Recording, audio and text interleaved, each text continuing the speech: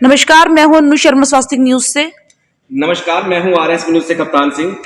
इस वक्त हम मौजूद हैं जो हमारे शहर की जानी मानी हस्ती है राकेश जैन जी, उनके निवास स्थान पर हम मौजूद हैं। हम आपको बता दें कि राजनीति काल जब चेयरमैन पद बने थे 1971-69 में, उस वक्त से सबसे पहले जो चेयरमैन पद बने थे, चेयरमैन बने थे सफीदों के पहली बार, इनने राकेश जैन जी के जो पिताजी थे उनसे ही ये राजनीतिक कार्यकाल इनके परिवार से ही शुरू हुआ है। और अब आपको बता दें कि भावी चेयरमैन पद के उम्मीदवार भी हैं और पहले भी ये 5 साल चेयरमैन पद पर रह चुके हैं। आइए जानते हैं इनके समय काल से कुछ कुछ खट्टे, कुछ मीठे और कुछ कड़वे सवालों के साथ हम राकेश जैन जी से जुड़ चुके हैं और हम इनसे पुराने और आने वाले समय के बारे में कुछ सवाल करते हैं।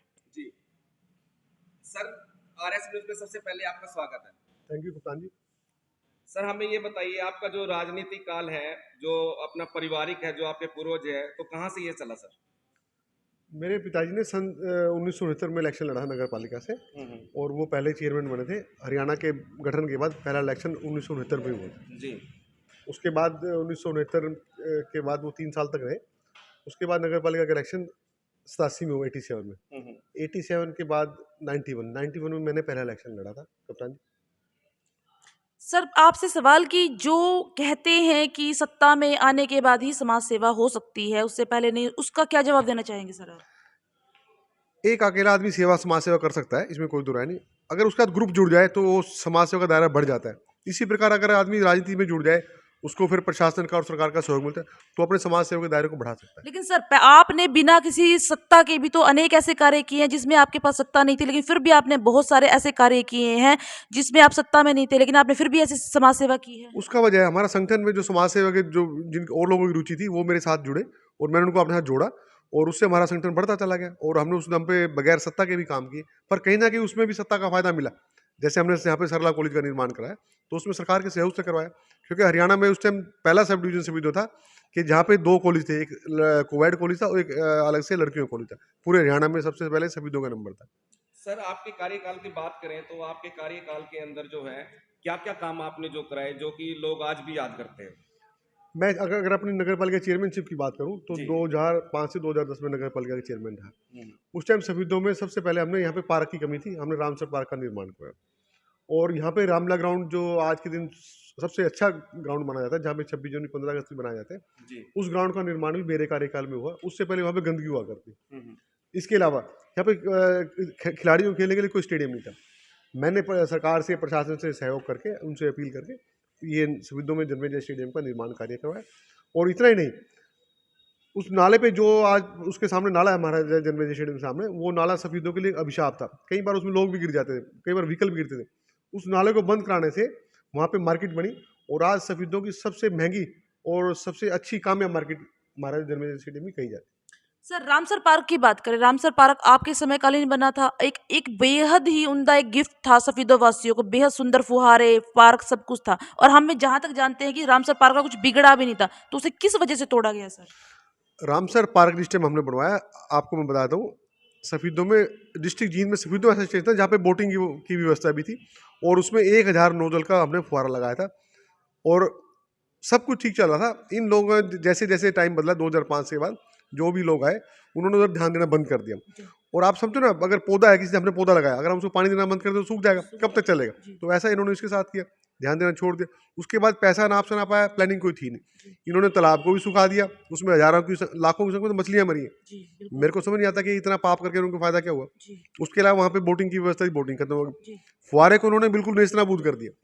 तो मेरे को समझ नहीं आता कि इनके दिमाग में चल क्या रहा था। जी सर, यदि मैं लाइट की बात करूं तो टावर लाइट पहले से मौजूद थी आपके कार्यकाल के टाइम में, और जो नई जो शहरी सरकार आई, उन्होंने जो है वहाँ पे नए नए टावर जो वहाँ पे लगाए गए, अनाप शनाप जो है खर्चा किया गया, इसके बारे में क्या कहेंगे?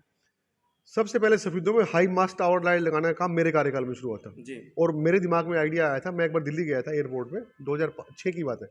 तो वहाँ पे मैंने देखा एयरपोर्ट पे कि ऐसी ऐसी लाइट भी होती है बड़ी। हमने रामला ग्राउंड में लाइट लगवाई, पार्क में लगवाई, नागचंद्र पे लगवाई, एक चौक पे लगवाई। उसके बाद भी इन्होंने उसके ऊपर ध्यान देना बंद कर दिया। और शर्म की बात यह है कि एक लाइट पहले लगी हुई है, उसको 500 रुपये लगा के ठीक करने के बजाय बराबर उन्होंने 2 लाख की लाइट अलग लगा दी। अब ये पैसा तो जनता का ही था, नुकसान तो हमारा ही हुआ। सर, पत्रकारिता की एक बात पे आपके ऊपर एक बात आती है कि लोगों को अभी तक नहीं पता, शायद सफेदों की जनता को नहीं पता है पत्रकारिता की बात। सर, आपको कितना समय हो गया पत्रकारिता में आए हुए? पत्रकारिता भी एक समाज सेवा का माध्यम है जी और मैं बिल्कुल। इसके माध्यम से मैंने लोगों की सेवा की है। मैं जी सबसे पहले मैंने जनसत्ता पेपर ज्वाइन किया था। जी ये 91 के आस, हाँ 91 की बात, जी 91 में जनसत्ता में हुआ करता। जी उससे पहले मैंने जगत क्रांति में भी काम किया। जी उसके बाद मैंने पंजाब के, मैंने कुरुक्षेत्र यूनिवर्सिटी डिप्लोमा भी किया हुआ है पत्रकारिता में। जी जी बिल्कुल बिल्कुल। तो कुछ व्यक्ति हैं जो भावी उम्मीदवार है, वो कहते हैं कि राकेश जैन जो है फर्जी पत्रकार है, इसके बारे में क्या कुछ कहेंगे? पत्रकार कभी फर्जी होता है नहीं। जी। पत्रकारी खबर बल्कि फर्जी हो सकती है, पर पत्रकार तो कभी फर्जी नहीं होता। या तो उन्हें पूरी तरह से मालूम नहीं है। और मेरे पास तो पत्रकारिता का डिप्लोमा भी है कुरुक्षेत्र यूनिवर्सिटी से। जी। और इस बारे में दिखाने बताने की जरूरत क्या है?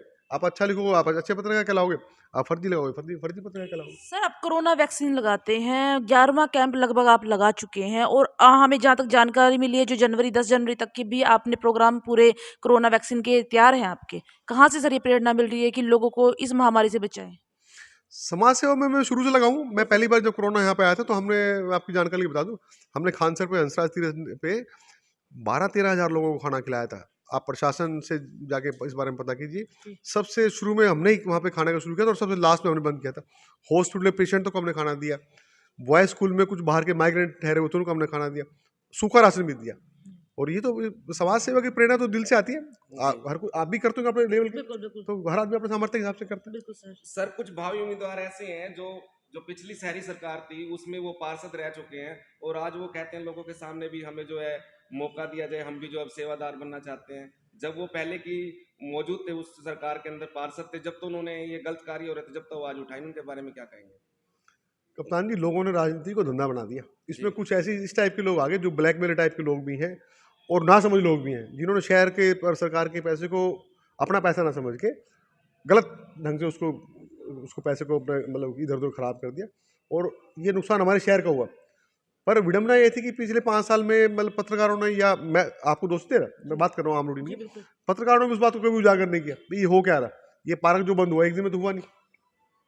लोगों ने उस टाइम ध्यान नहीं दिया और उसी वजह से वो फायदा उठाते चले गए। और ये आज शहर की व्यवस्था है, दशा ये होगी कि 5 साल में जो विकास होना, शहर 10 साल पीछे चला गया। सर, मैं आपकी बात रोकूंगा। ऐसा था जब उन्होंने उस पार्क को उजाड़ा यानी तोड़ा, तो वो लोग ये कह रहे थे कि इसका जो है सौंदर्यीकरण किया जाएगा, इसलिए पत्रकारों ने जो है आवाज नहीं उठाई। उन्होंने इंतजार किया, अभी देखते हैं कैसा सौंदर्यीकरण होगा, लेकिन देखने में आया कि वो सौंदर्यीकरण के बजाय जो उसको बर्बाद कर दिया। इस बात का जवाब तो उनसे लीजिए कि भाई जी। आपने इतना पैसा लगाया, सौंदर्यकरण कैसा करा। जी। अगर यही सौंदर्यकरण है तो मैं तो ऐसा सौंदर्यकरण नहीं करना चाहूँगा। जी। सर, एक कड़वा सवाल। हम आपसे वाल्मीकि बस्ती की बात करना चाहेंगे। जब हमने वहाँ के लोगों से बातचीत की तो उनका ये कहना था कि 15-20 सालों से हमारे ये गली की सर हालत ऐसी है, वहाँ के हालात सर ऐसे हैं कि उसे सफ़ीदों का हिस्सा कहते हुए भी कहीं न कहीं शर्म आती है कि सफ़ीदों का हिस्सा नहीं है, क्योंकि उस गंदगी से सर हम रूबरू हो चुके हैं। और 15 मिनट के अंदर सर मैं अपना अनुभव बताऊँ तो मेरे गले में इन्फेक्शन हो गया था उस गंदगी को देखकर, या फिर ये कह लीजिए सहकर। तो वहाँ के लोग उस गंदगी को किस प्रकार से आ रहे हैं, और जो पिछले 5 साल में सर चेयरमैन भी रह चुके हैं और पार्षद भी थे, क्या उस वक़्त उनको वो सेवा नज़र नहीं आई? सेवा करनी चाहिए, उन लोगों की करनी चाहिए सर जो हमारे घरों की सफाई करके जाते हैं। मेरे कार्यकाल में 2005 से 2010 में वाल्मीकि बस्ती में उनकी चौपाल भी बनी हुई है।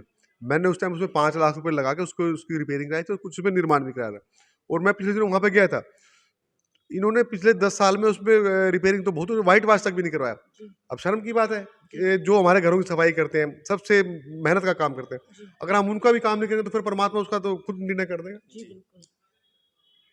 कुछ पार्षद ऐसे हैं जो कहते हैं कि हम जो है सफाई कर्मी रात को भी लगाएंगे और सुबह भी सफाई कर्मी सफाई कराएंगे, जबकि वो अपने कार्यकाल में जो है उसमें तो सफाई करा नहीं सके, और अब कहते हैं कि हम सुबह भी सफाई कर्मी लगाएंगे और रात को भी सफाई कर्मी लगाएंगे, हमें एक मौका और दीजिए। तो क्या कुछ कहेंगे? लोगों ने एक मौका देके देख लिया उनको। जी। मैं आपको एक बात और बताना चाहता हूँ।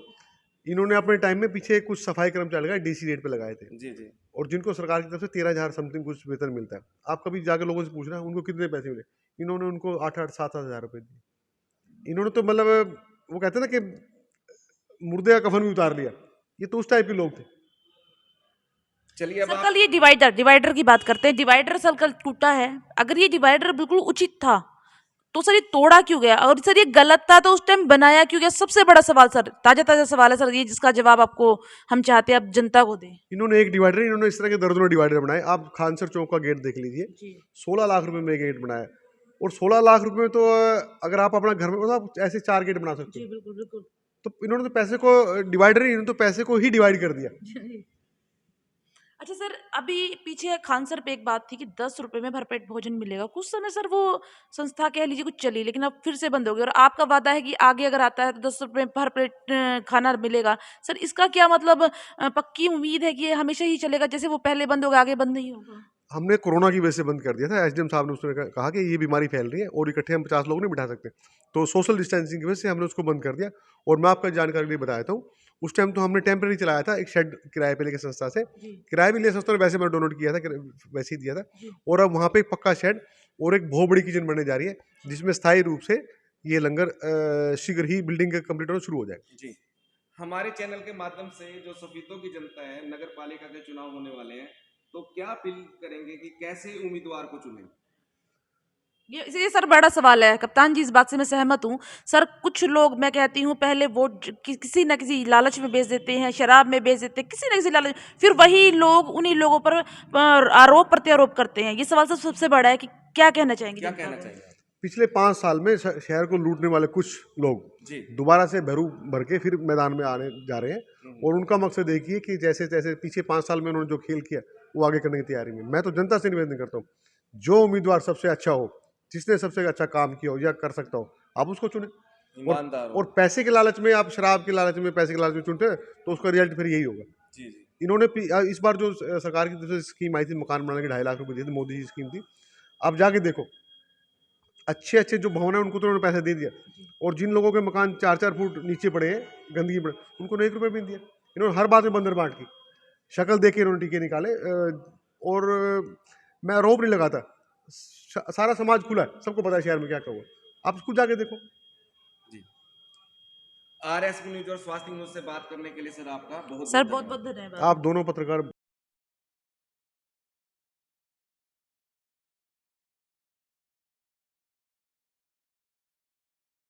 हमारी वेबसाइट पर विजिट करें और नीचे दिए गए एंड्रॉयड ऐप के आइकन पर क्लिक करें, जिससे आप एंड्रॉयड की ऐप को डाउनलोड कर सकते हैं और लेटेस्ट न्यूज़ का आनंद उठा सकते हैं।